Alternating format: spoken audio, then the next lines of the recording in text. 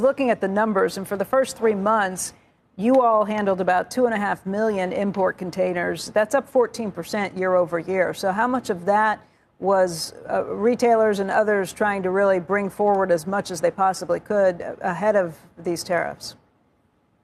A great majority of that volume was advancing inventory, and that started last summertime.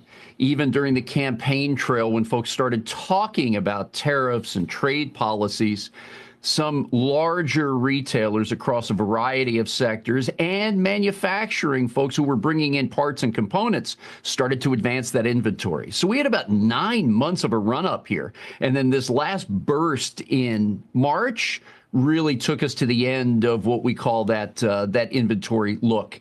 And now precipitous drop overall, and realistically what we're going to see next is that retailers have about 5 to 7 weeks of full inventories left, and then the choices will lessen. Meaning that we could see empty store shelves, meaning that consumers will see higher prices. How do you see that playing out?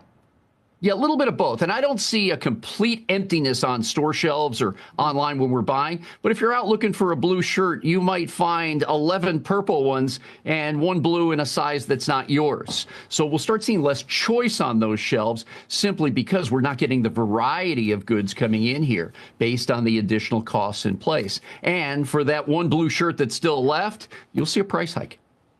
Gene, we always use the numbers, not just at the port, but any of the transportation numbers, anything that show us shipments coming in as an indicator of the overall economy. The numbers that you saw in the pull forward, does that mask what the situation could be right now? Or, I'm just trying to figure out how to read the economy at this point. We brought in a lot to try and prepare for this.